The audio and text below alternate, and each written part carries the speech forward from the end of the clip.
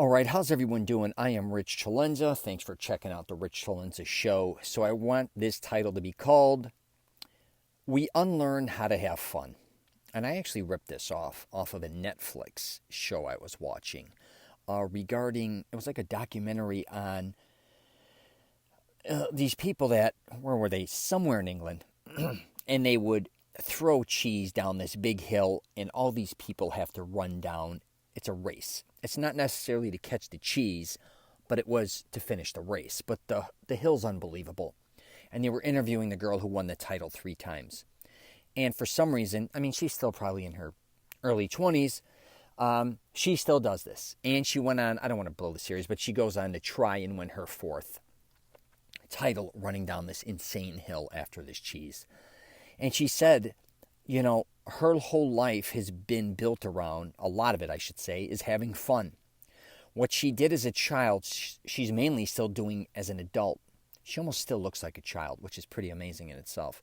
But she's got this unbelievable endurance, and she can run down this hill and wipe out and spin up. She's almost like a rag doll. She's almost indestructible, even though she did get hurt once with her shoulder.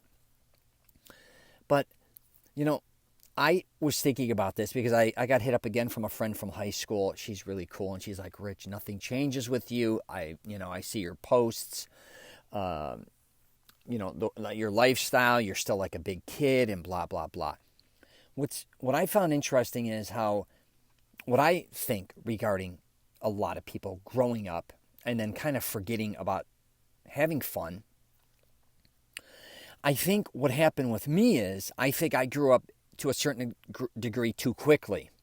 My father owning a bar and nightclub, and then maybe my parents getting a divorce, and none of my friends were, or family members, nobody else was divorced, kind of going through that, which I'm not complaining. I'm fine with all that stuff. But being around adults mainly, and also my mother, my grandmother, my great-grandmother, my immigrant grandfather, I was around a lot of adults being an only child, and then on the other end, I was with tons of kids because my family was massive. And I remember even when I was younger, people would come and visit my dad's bar. I have a lot of cousins and family members, uncles and aunts that are like 10 years older than me, up to 15. They'd come in, and it was like a big deal to be in the bar, my father's bar or nightclub. They would want to maybe try a drink or see how to pour a drink. Most people were never in the bars, especially in the 70s. I mean, you may have gone to a restaurant and seen it from a distance, but not an actual show lounge, where bands were, comedians. And I seen adults obviously having a lot of fun, doing a lot of things that were probably, some things legal, some things illegal. And then my mother being very Catholic. Then it went on, I'd hate to say, kind of more on a corny side. So it was very extreme. Then all of a sudden, everything you kind of did was kind of a sin, and everything you were doing was wrong and blah, blah, blah. And we used to come to Orlando, Florida a lot, started coming at about 5 years old. And I never expected to live necessarily in Orlando. I thought we were going to end up in South Florida or California I was going to end up. But the one thing I think that people do is they stop having fun to a certain degree, or stop doing things they may love, or they forget about shit that they used to love. And I think this comes with a lot of I think it kind of starts in college, where kind of you start to change your identity, obviously, from high school or your teens, your middle teens. Now you're heading into your late teens, early 20s. And of course, you got to grow up. I don't want to say you got to run around acting like a kid, But I do think it almost becomes where, again, an identity where what you may have liked, again, I don't care if it's Dungeons and Dragons, I don't care if it's video games, I don't care if it's reading comic books. Some people really seem to hold on to that and gravitate towards that for long periods of their life. Then other people seem to just kind of cut a lot of things off, even though I don't think necessarily they wanted to. They just want to be cool now, or they just don't want to be known for doing that anymore. And I get that too. It could be for sports as well. All I did was play sports throughout my life for the most part. Then I remember when I moved to Florida at 18 years old, I just said I'm going to stick to, bodybuilding. I just want to do weights. I was spent between, doing schedules, practices, weekends constantly being wrapped up. But this is what I was going to say. But here's the flip side to that. I always think about, my God, one of the things I miss more than anything was being on a team. I loved getting on the bus. I loved the camaraderie. I don't care what team I was. Even if I played an individual sport like tennis and wrestling, or even boxed here and there, that was more individual. But I did miss playing when I was younger, say football, soccer. I don't care if it's floor hockey, basketball, sports within the neighborhood, even local kind of stuff, or just tournaments you go to with a team. And, even though you're wrestling individually or even tennis, say, for instance, you're still a part of a team a lot of times. It's not just going to tournaments by yourself, is what I should say as well. So those were team affiliated as well. But I would never commit. My friends, in my when I moved to Florida, a lot of them played softball. I had a bar I used to hang out at once in a while, Fast Eddie's, and they had a rugby team. And they always tried to get me to play rugby because I was getting bigger and bigger and stronger. But I just didn't want to injure myself anymore. I really felt beat up throughout my life because by the time I hit my 20s, I started playing a lot of sports at 5 years old, organized. And a lot of them were like football and wrestling. And even if me and my friends were boxing, it beat the shit out of me, for long periods of time. But I'm just here to kind of refresh and reboot people. If you want to, I see a lot of us, especially during the corona pandemic, kind of miserable to a certain degree. And I know we can't do maybe as much as we used to do. But there may be things that you used to like to do with people or by yourself to kind of go revisit. Things that were really, really fun. And I think I realized this too watching the Queens Gambit a little bit. I used to play chess when I was young. I ended up having these surgeries. I had a hernia, and then I ended up having my tonsils removed and all these things, and I was sick for long periods of time, and I learned chess, I don't know when or how, at like 5 or 6 years old. I do remember my mother bringing back a chess game for me from Acapulco on a vacation, and it was gorgeous. It was made of like porcelain or something. I don't know. But, I was thinking, I used to love playing chess. And I just quit playing because nobody else really either played it or the guys that played it. I don't even know if there was a chess club in my school or not. I just wasn't interested in it at that point in time. And by no means was I great or good. I think everybody sometimes thinks they're a lot better than they are with certain things. But I was definitely not interested in board games except maybe that one. I really didn't even like checkers that much. And it was to watch that show kind of brought back memories. And I also... Sometimes I read a lot and sometimes I don't.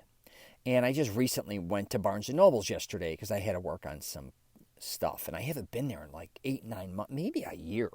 And that was my spot, especially when I traveled. One of the reasons I think I wrote a couple books was because I wanted to get them in Barnes & Noble's. And I ended up getting my books signed with them.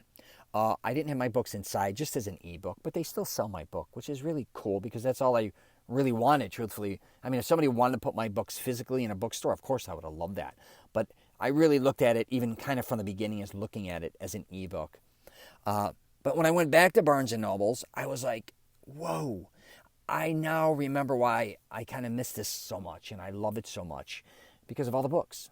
And even though if I wasn't reading books, I was surrounded by books. And then if I needed information, I'd run and grab it and look at it. And the only thing is, just a heads up, if you go to Barnes & Noble's, there's only 30-minute seating increments, at least in Florida. So you can't hang out there long, which kind of sucks. So anyways, but yeah, go start having fun. I know it's dismal times, and I know you may be like, you're an asshole. It is not time to have fun, but I'm going to call bullshit. There's a lot of things you can go out and do. I'm not telling you to kill yourself either. Like, I've contemplated going back to doing a lot of things that I really love doing and having fun. I may go back to sea-doing, even though I wasn't a huge sea-doo guy, but I did have a blast on those. But I did love to water ski, say, for instance, and I was, my family, my stepmother, my step-aunt actually at one time was one of the best, or not the best, water skier in the world at one time for jumping and all these things. So I was raised... It's Wonder Lake, Illinois has the best ski team in the world, and she ran that. And then she went to Ohio to open a ski team, and then they went to Orlando, Florida. That's how we ended up here. But my step family, I guess you could say my father's wife, my stepmother, and her family were huge skiers. So I learned at a very young age, and my father always had boats, along with all my family members. So I wouldn't mind going back. I don't know if I'm going to slalom, obviously. I don't know if I'm going to go back barefooting, because wiping out may kick my ass. But I just love boating, kind of. That doesn't mean I want to own a boat. But I may hit my buddy up, Miguel, and say, hey, let's start, maybe water skiing and doing things in that nature. And those are the type of things that just came to my head that, again, just doing fun things again, man. Especially if you have kids, go do it with them. I don't care if they're real young, middle-aged. I don't care what you got out there.